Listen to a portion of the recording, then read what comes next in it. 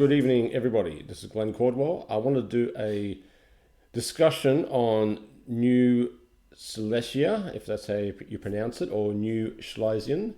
It's a region in Adelaide. Well, it's no longer a region, it's the Barossa now. But it was called, and you see this map here,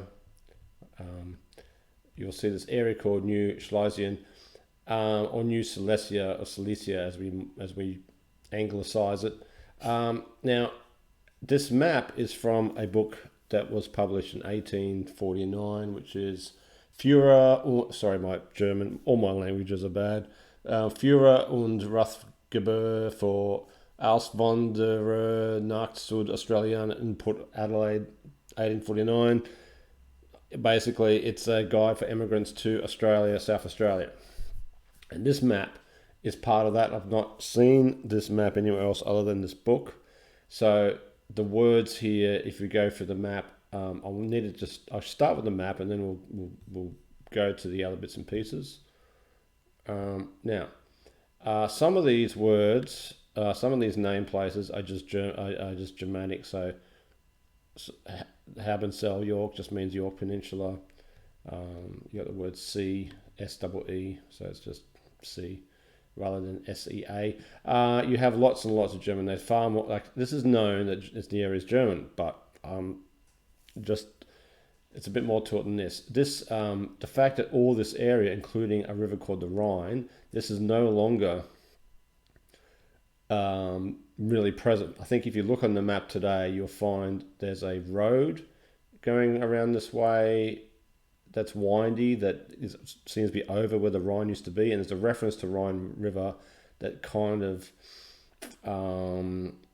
it's kind of a memory, so it's like a creek or something, but here it's a Rhine River. You have many German names, obviously, and the main area that we need to look at is a town called Bethany, which used to have a German Bethany, and I'm not too sure what the German word is. You find, look, there's many more German places in here. There's basically the entire area is Germanic. Note the word para, sorry, for river. You can take all the notes you want. I can't read this. I'm not sure what that says. Okay, so this place called Bethany.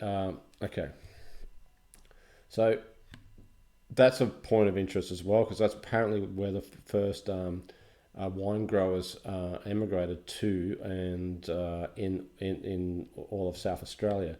The point you got to understand is that this is called New Silesia or New Schlesien, and therefore the significance of calling a whole area New Schlesien is like calling New York New Amsterdam, which it was originally called. You don't call something unless it comes from your heritage. You wouldn't even think of calling it something else. So you wouldn't call, a place in inland Australia Newer New Zealand or Newer. You call it where you come from. So let's go back to what that means. All right, so Silesia was part of this is just a common map of present day, but Prussia, and Prussia was considered around the time of the early 1800s as the Kingdom of Prussia.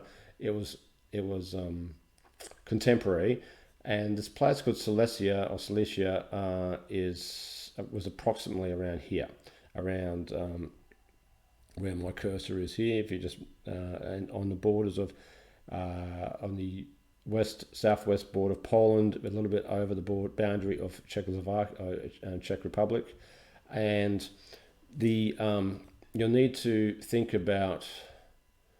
So this is just a pretty good website, GermanAustralia.com. I contacted them in the web. The guy that organises the website was pretty helpful. But if you look at it, this is a nice idyllic watercolor of the German settlers. There is a close-up online for that, so you can get an idea of the artwork, and you can decide for yourself if you think this is 1800s or earlier. And wherever you go in any of the histories, it's always the same thing. They'll go on about how it's always around the 1840s. The first German settlers, Husendorf. Here you go. You'll hear the same story. Let's look at this quick story for it. Wine growers, 1838. The ship arrived in Sydney carrying 6 German wine growing families, and you got the names here. And what it says is that most of these wine growers came from a place in Germany which is in the Hesse country. I think it's Rheingau, I think it's called, and it's actually around Frankfurt. So if you look online for the history of the first wine growers to the Barossa or to Bethany, they're actually big wine growing families. They apparently got a lease or something from somebody. They got on a ship and they actually came from around the Frankfurt area.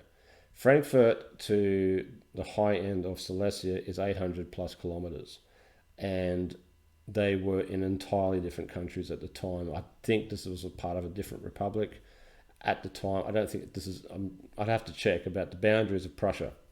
So what I'm concerned about here is that I've looked at so many maps, and I'd have to say that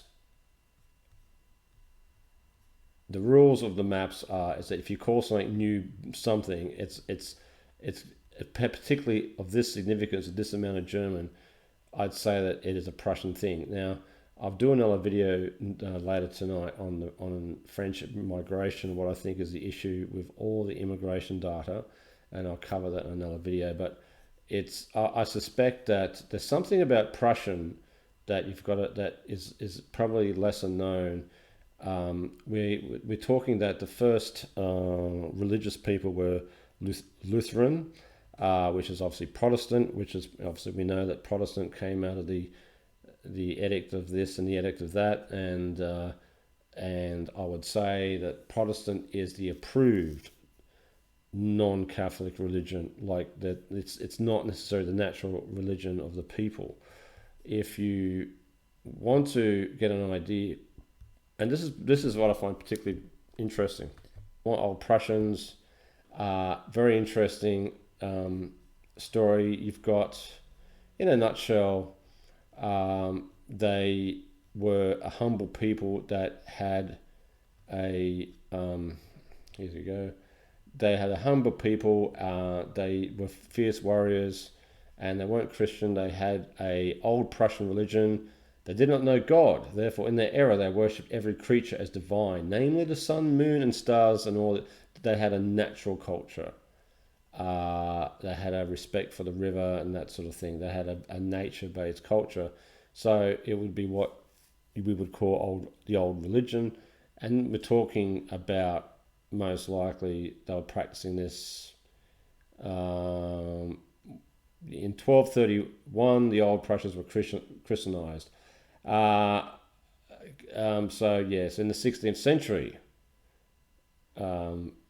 still there talks about the old Prussian religion. So to me, there's when you're trying to decipher the stresses of forced migration and wiped out cultures, and trying to my narrative when I look at a reality, when I say, well, what has happened? I know that when we're talking about the Americas and even France, we're talking about a Moorish overculture. We're talking when we say who was in the Americas, who was the Wichita nation. Well, it's a Moorish blended culture. France is influenced by Moors in their languages and their pronunciation. And when you're looking at Adelaide, you're going to say, well, there's probably going to be a Prussian influence that could have gone through many free settlers, or what's called steerage passengers, that are not listed. They would have come here. They would have migrated. You find in all of these early settlements buildings with tokenisms in the bricks, you'll find bits of old, almost not superstition, but kind of old religion. Then you have a Christianity feeding through, and the Christianity normalizes everyone and institutionalizes the people to learn a certain way. And of course, if there's a frontier war, then you've got to decide whether these Prussians amalgamated with the indigenous, married in, what have you, or the other alternative is that they came roughly in the 1830s, and then these Germanic people from a completely different land came in and assimilated because they spoke almost the same language, and so there's a copycatting process where, okay, there's Prussians, so let's send the Lutherans there to convert them to the nearest thing. The Prussians might have only been there for could have been a week or a century. I mean, I don't know. Okay, so, and it all comes back to the problem of where do you start and finish. There is and I want you to when you think about Adelaide, and you're worried about how to actually study reality and what is true and what isn't. You've got I'll just type it in. Sorry. There's that. Sorry. Sorry.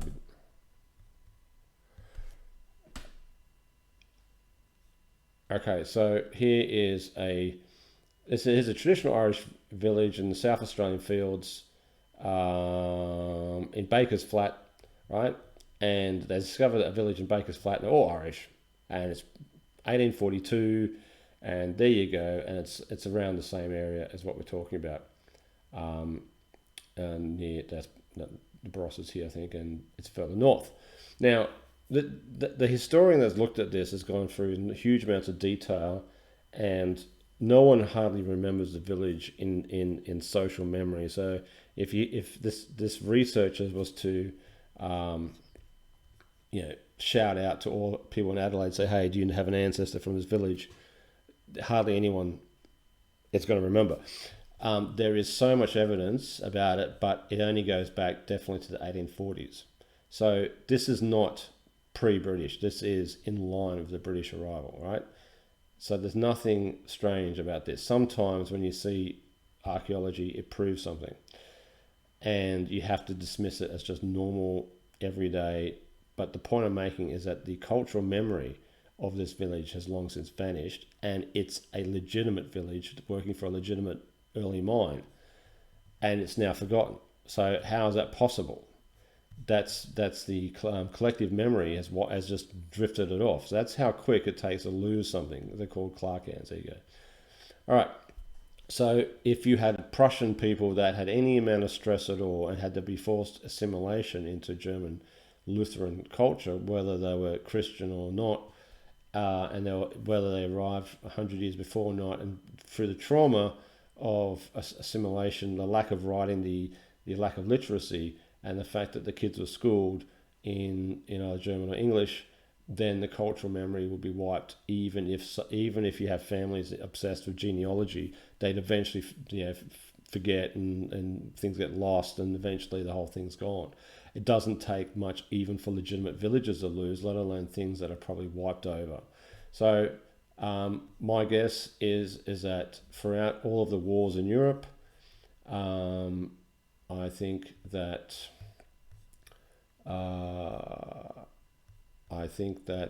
lot of people just left and were trying to get away, and Australia was the place to be. They didn't want anyone else to know. It was like Nirvana. It was like the movie The Beach, with Leonardo DiCaprio. You've got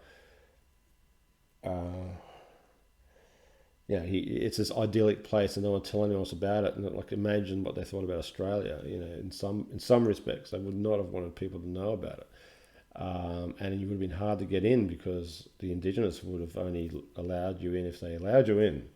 So think about that, and think about how precious it would have been to be unknown and to be forgotten by a warring, troublesome, pirate obsessed Atlantic, and even to some degree Pacific, and to be free of that. So think about that when you're trying to understand, get in the mindset of these unlisted colonists. Thanks very much.